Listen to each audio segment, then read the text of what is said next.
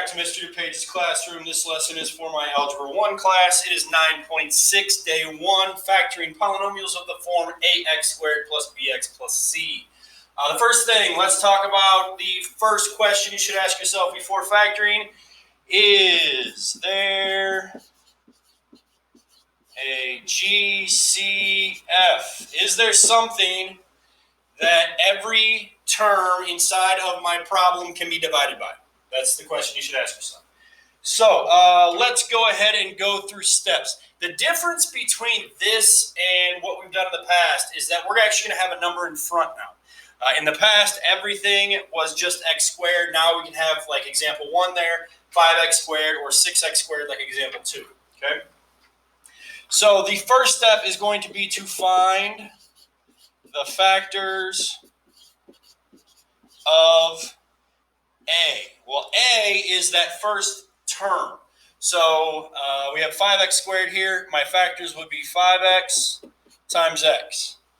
My factors for example 2 for 6x would be 6x times x and 2x times 3x. So those are your factors of A. It's the same thing that we did in generic factoring originally, where we would just find the factors of the last number, or C. That's the second step, is to find the factors of C. Okay, so C is the number at the end. So in this case, this is 8. We have 1 times 8, 2 times 4, and that's it. In example 2, we have 1 times 9, and 3 times 3. Okay.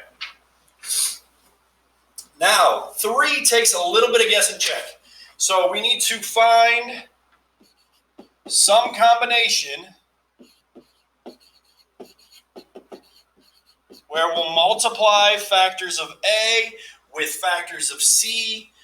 We'll get two things that we can add together, and it needs to equal our B value, which in example 1 is 22x. So we need to find the combination of factors that add to B. Oh, sorry, not BE, just B. And then we'll put in our double parenthesis form. Okay. So let's look at example 1. This takes a little bit of guess and check sometimes. There are some hints, some ideas that you could come up with. One of them that I like to use, if everything's positive, I'm going to look for some number from A and some number from C that will multiply and get close to B, but be just underneath. So in this case, I'm going to use 5x times 4. So if I do 5x times 4, I end up with 20x. Okay. Since I used 5x, I have to use x, and since I used 4, I have to use 2. So x times 2 would be 2x. Now what I'm going to do is I'm going to add these two numbers together. So 20x and 2x, does that equal my 22x? In this case, it does. Now, once I've found the combinations, what I'm going to do is I'm going to put them in my double parenthesis form. I'm going to put 5x in the first location. I'm going to put x in the second location. Okay? Now remember, there's a blank here and a blank here that we're also going to need to use. So we have to think a little bit about FOIL, where 5x is going to multiply by something within my two sets of parentheses. Well, it's always going to multiply by x, and it's always going to multiply by this blank. Well, looking over here, my 5x needs to multiply by 4. So since my 5x multiplies by the last term, I'm going to put 4 there. X multiplies by 2. So x would be multiplying by this and by that. So 2 can go here. Now the question becomes, what sign do I need to use? Everything's positive in this one. So I can just use the plus sign addition for everything. The last step would be to use FOIL to check. Well, since I know 5x times x is 5x squared and 2 times 4 is 8, all I'm going to do is the middle parts of FOIL. I'm not actually going to do the whole first, outer, inner, last. I'm just going to do 5x times 4, which is 20x. 2 times x, which is 2x. Does that get me my b term of 22x? Yes, it does. And actually, we already checked it over here. You should not use any combinations until you know for a fact that it's going to work, okay? Now, this time, I'm just going to start going through some factors to show you that it can be a little bit of guess and check on example 2, okay? So the first thing I'm going to do is I'm going to take this 6x times 1. So 6x times 1 would get me 6x. So that means I have to use this x and I have to use 9. So x times 9 would be 9x. If I add those two together, 6x plus 9x would be 15x. That is not equal to my 29x, okay? I could continue, like I said before, I could just continue through until I found something that would get me, that would work, and I could just use all of the terms if I wanted to. Like the next thing I would do is I could switch that. I could do x times 1, which is just 1x, and then 6x times 9, x times 1 is 1x, and then 6x times 9 would be 54x, and that would get me 55x. That's not going to work either. So I know neither one of these two combinations work. So I just have to think about what I want to get close to. So I want to get close to 29x. So what term combinations up here, one set from over here, has to multiply by one set from over here. So what can I multiply together to get me close to 29x? What about 9 times 3x? 9 times 3x would be 27x. Since I use the 3x, I have to use 2x. Since I use the 9, I have to use the 1. So 1 times 2x would be 2x. 27x plus 2x would be 29x. Meaning that I have my combinations now. So I need to make my two sets of parentheses. It doesn't matter what I put first. After I put something down, though, that's when things will kind of fall into place, okay? I always like to put my x's first. So the first I'm going to put down is 3x. I'm going to put 3x here. Then 2x would go in the opposite set of parentheses in the first blank, okay? Now, what multiplies by 3x needs to go there. So this is 9. What multiplies by 2x needs to go there, which is 1. Everything again is a plus sign. So my answer is 3x plus 1 times 2x plus 9. I've already done the middle terms of FOIL over here, so I know I'm good. On to example 3. My terms for the first, my factors for the first term, 2x times x. My factors for the second term, it would be 2 times 7 and 1 times 14.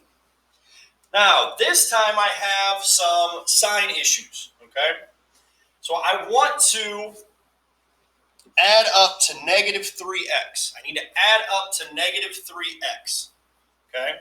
And I need to multiply by negative 14, or I need to multiply to become negative 14 over here. So I know that one of my numbers from C is going to be negative. I just don't know which one at this point. Originally, it was the sign in the middle term, went to the larger. That is true, but it's in a little bit different way here, okay?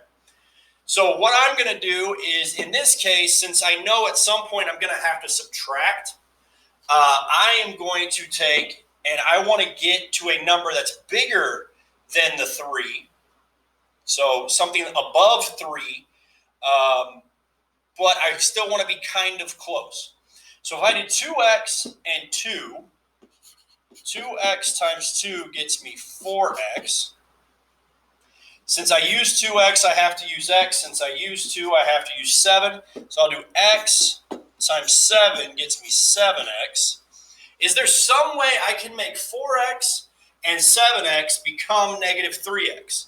Well, there is, and that's to make this negative 7x, which means that this 7 has to be negative. We never want to make our x's negative. So the only thing that we're going to change to a negative would be our constants, okay? So 4x minus 7x would be negative 3x, meaning that these are my two combinations. So again, my two sets of parentheses. I like to put my larger in the first blank. Since 2x multiplies by 2, it has to go here. Since x multiplies by negative 7, it has to go there. Anywhere that I don't already have a sign, I'll just put addition, and I'm done. 2x minus 7 times x plus 2. Okay. On to example 4. One thing I have not been doing, just because I knew it wasn't the case, is I have not been looking for greatest common factors. Remember, that's the first thing you should always look for. So in example 4, we actually have that. 6, 28, and 32 are all divisible by the same number. That number is actually just going to be 2. Okay? So if I take out my 2, I end up with 3x squared minus 28. Oops, sorry. 14, not 28. Apologize. 14x plus 16. Now, from here, the 2 is just going to keep coming with everything I do. I'm just going to drop that 2 with everything I do, okay? So I need to get my terms for 3x squared, which is 3x times x. My terms for 16, 1 times 16, 2 times 8, 4 times 4. I'm now in a situation where I need to multiply to a positive and add to a negative, okay? My middle term's negative, my last term's positive. So I'm multiplying to a positive and adding to a negative, which means both of my constants are actually going to be negative. I know that for a fact in this case. So this kind of goes back to example 1, where I do not want to multiply to a number bigger than 14. I want to multiply to a number smaller than 14, since both of my combinations are going to turn into a negative. So I'm going to look for something that's going to be smaller than 14, but get me close. So 3x times 4 would get me close, and that would be 12x. Since I used 3x, I have to use x. Since I used 4, I have to use 4. X times 4 is 4x. Now, remember, we want to add to a negative, so all of my numbers have to be negative. All my constants would have to be negative. Well, negative 12 and negative 4 will not get me negative 14. They would actually get me negative 16x, so that's not going to work. But I did get close, so let's use the same idea again. What can get me close to 14, but not over the number 14? So if I do 8 times x, so x times 8 gets me 8x. Since I used x, I have to use 3x. Times, since I used 8, I have to use 2. So times 2, that would get me 6x. Remember, we're trying to add to a negative and multiply to a positive. So both of those numbers at the end will be negative, meaning both of my constants would be negative. Well, negative 8 minus 6 is actually negative 14x, which is what we're looking for, meaning I have found my combinations. So again, I have my 4 blanks. I'm going to put my x's first. I always like my larger x first. You can do the smaller x first. It doesn't really matter. Since 3x multiplies by negative 2 down here, that means 3x has to multiply by negative 2 up here. And since x multiplies by negative 8 there, it has to multiply by negative 8 there. And I know I'm good. Because again, this step here actually is the middle part of FOIL. Okay? On to example 5. I need to check to see if I have a GCF. So not everything's divisible by 9. I know that for a fact. So I'm going to look for something else. Is everything divisible by 3? Well, 16 is not divisible by 3. That tells me I do not have a GCF. This problem gets a little trickier then, because that means my first term is actually going to have multiple options, where I haven't run into that very often, okay? My second term, I'm used to having multiple options. But my first term, not so much, okay? So what I'm going to look for is something, everything is positive here. So this is back to that first problem we went through, where I want to multiply to something close to 24, but I want it to be less than 24, okay? So if I multiply 9x times 2, I would get 18x. Since I use 9x, I have to use x. So x times, since I use 2, I have to use 8. 18x plus 8x would be 26x. So I know that is not going to work. Now, there is something else that kind of tells me what to do here. 9 and 16 are both perfect squares.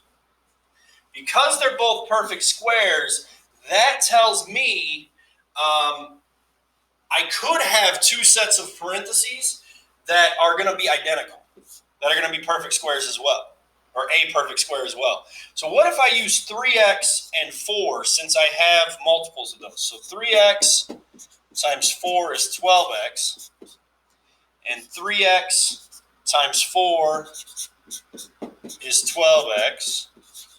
Well, 12x plus 12x is 24x.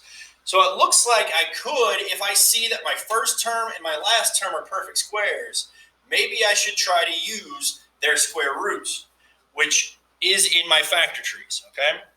So I have 3x plus 4 and 3x plus 4. Now, you could go one step further here and call this 3x plus 4 squared. That would be the simplest form, but I'm not going to be a huge stickler. If you say 3x plus 4 times 3x plus 4, I'm going to give you the credit for it, okay? On to example 6. Again, check for a GCF. 13 is not divisible by anything but 13, so that is not going to work. This time I have to multiply to a negative and add to a positive. So this is another situation where I'm actually going to want to multiply above the number that's in the middle instead of below. So I'm going to make my factor trees 6x times x, 2x times 3x, and here I have 1 times 5. So I want to multiply above the number 13 because I know that one of them is going to be positive, one of them is going to be negative, which means that I'm going to have to subtract. So I want to be above the number 13. Well, 6 times 5 would get me to 30. Well, I don't want to be too crazy about this. I want to be close to 13 while being above it. So is there something else I can multiply? 3x times 5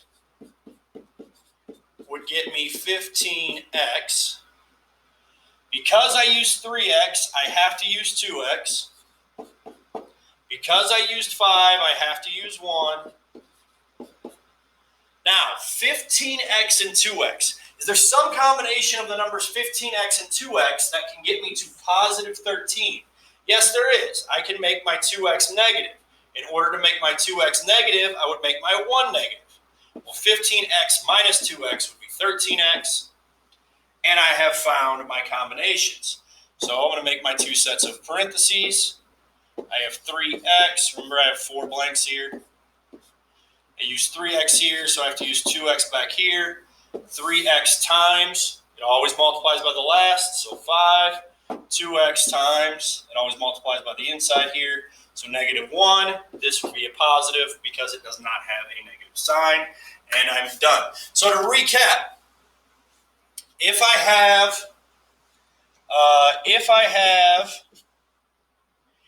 two positives in, I want to write that out actually. If two positives in the problem multiply lower,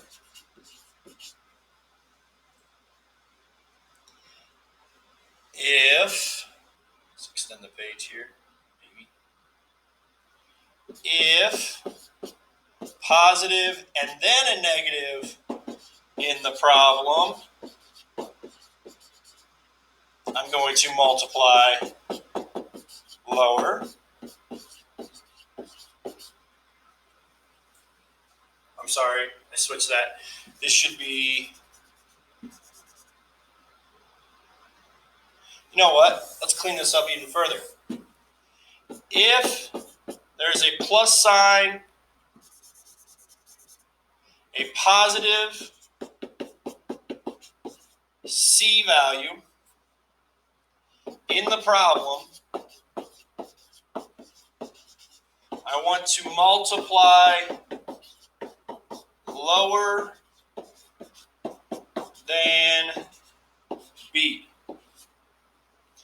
If a negative C in the problem, then I want to multiply higher than B. And what I'm talking about down here is when you are guess and checking the factors of your A value with the factors of your C value. So when we're doing this area over here, in this case, I have a positive at the end, so I was looking to multiply to higher or lower than 24. I was looking to multiply to lower than 24.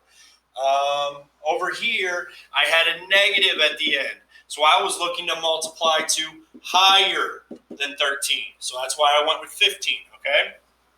That's what I'm talking about in that case.